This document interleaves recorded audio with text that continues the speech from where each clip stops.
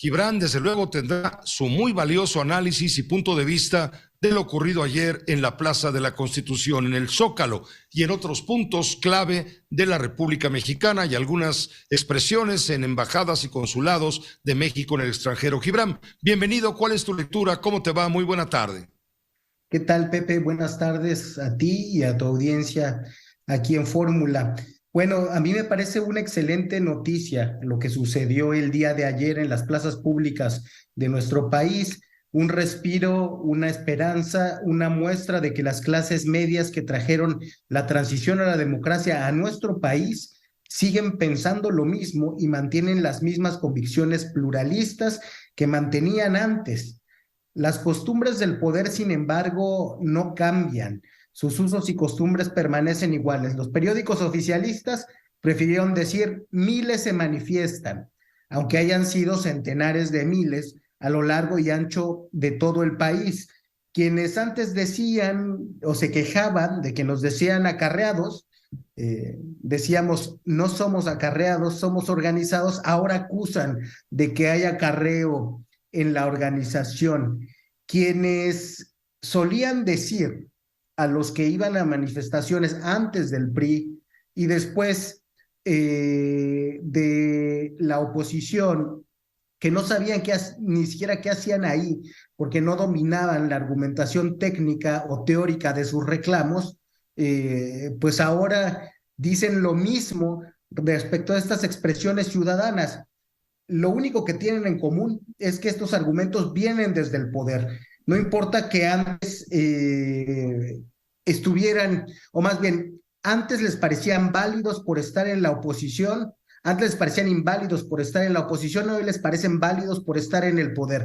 No se dan cuenta de que con ello se igualan a los priistas y a los panistas que antes decían combatir. Incluso en prácticas muy sucias, Pepe, esto de intentar ensuciar la foto de la manifestación o de la plancha del Zócalo, negando la bandera o plantando alguna lona gigante que dijera García Luna no se toca para que pareciera que ese era el reclamo de la plaza, es realmente una práctica no solo antidemocrática, sino también de muy bajo nivel. Antes al obradorismo se lo hizo el priismo y se lo hizo el perredismo de la Ciudad de México, el perredismo de Mancera.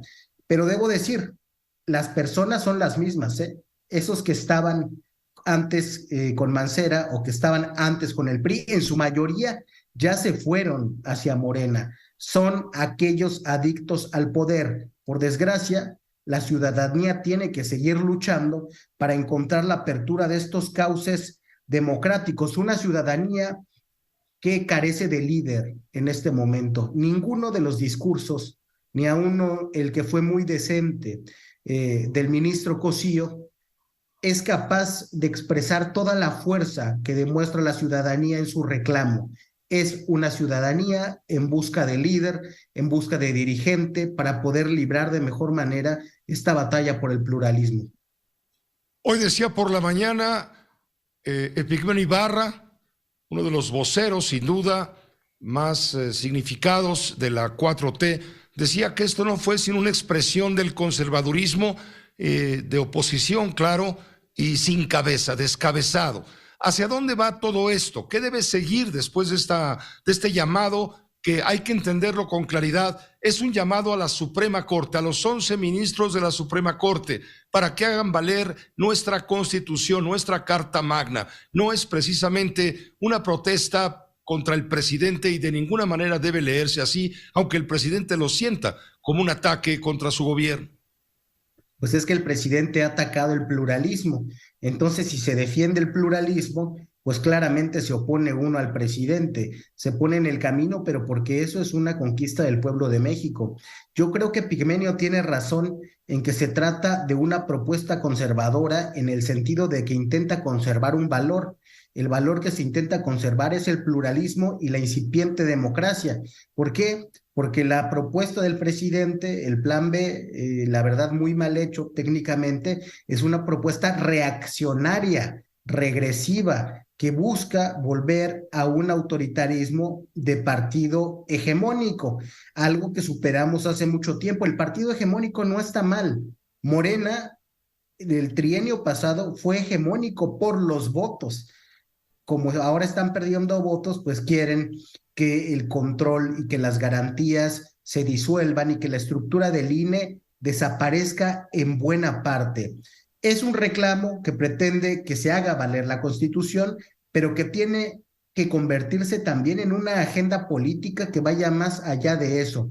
La ciudadanía no puede estar a la defensiva ante los embates al pluralismo, debe pasar a la ofensiva para que todos esos espacios que se utilizan, espacios discursivos que se utilizan para legitimar impulsos autoritarios, se cierren de plano. Por ejemplo, es verdad que el INE y que el aparato electoral mexicano cuesta mucho dinero.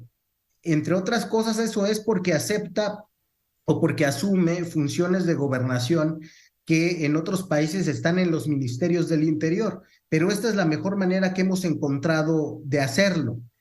Yo creo que una manera de hacer más barata la democracia mexicana será trasladar esos recursos que están, por ejemplo, en gobernación, a los aparatos que efectivamente llevan esas tareas a cabo. Entonces, un diseño institucional más eficaz se puede hacer, tiene que estar en la agenda, tiene que cambiar el sistema de partidos para que no le demos pretexto a cualquiera que llegue a criticarlo para destruirlo en lugar de mejorar. ¿Tú dirías finalmente, Gibran, que el presidente de la República sintió frío con lo que ayer sucedió en la Plaza de la Constitución y por eso salió a decir hoy en la mañana, no hombre, nosotros los de Morena la tenemos más grande? Sí, yo creo que el presidente está preocupado que como su principal argumento democrático era esa capacidad de movilización, nunca los votos, siempre la movilización. Los votos fue algo que empezó a presumir a partir de 2018, pero el que le ganen en ese terreno, que es el de la plaza pública, por lo menos en términos de organización y de agenda política, recordemos la marcha anterior del presidente de la República, fue una marcha desde el poder y hacia el poder, tan mal organizada que aunque la convocatoria fue muy amplia, nunca pudieron llenar el Zócalo porque llegaban de todos lados, los autobuses obstruían algunas de las calles, algunas personas llegaron antes y se retiraron porque venían de otros estados de la República a hacer turismo electoral, porque pues tenían muchas ganas más de ir a la Basílica o de ir al Palacio de Bellas Artes que de ir a esa manifestación. Total, que por tener esta condición de ser organizada desde el poder y sin un mensaje claro, no se vio como una manifestación de fuerza ciudadana, sino más bien de devoción, sí, de una devoción desorganizada, sin sentido político, más en un sentido religioso. Algunas de las pancartas que se mostraron en esa manifestación del obradorismo tenían ese sentido casi religioso hacia el presidente de la República. Y debo decir, algunas de las coberturas mediáticas que se hicieron también en vivo se parecían mucho a las que le hacen al Santo Padre.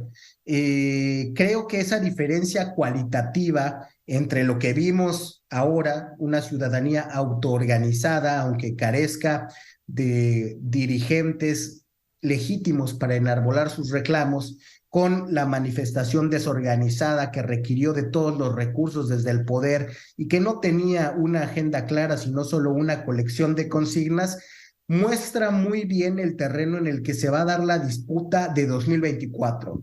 Mucho poder y mucho dinero, pero que no saben claramente qué hacer porque están envueltos en una inercia de una fuga hacia adelante, de acaparar más poder, más recursos, de disputa interna sin dirección ni sentido, y unas clases medias autoorganizadas, con menos dirigentes, con una agenda más puntual y que por eso puede ganar en fuerza y le puede competir en su terreno al presidente López Obrador. Creo que de ahí su malestar y la serie de descalificaciones absolutamente ofensivas hacia las personas que se manifestaron, como decir que son partidarios de García Luna o de los privilegios, como si no hubiera sido la clase media urbana particularmente la de la Ciudad de México, la que le dio la dimensión nacional a López Obrador.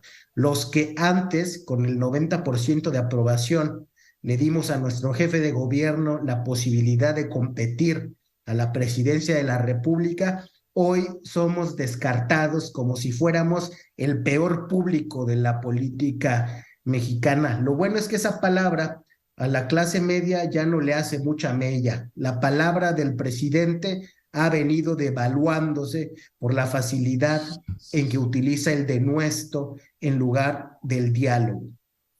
Muchas gracias, Gibran. Gracias por tu colaboración, tu análisis compartido con la audiencia de Grupo Fórmula. Gracias, Pepe. Hasta pronto. Hasta pronto. Que es tu audiencia, por cierto, que es tu audiencia. Esta fue una producción de Grupo Fórmula. Encuentra más contenido como este en radioformula.mx.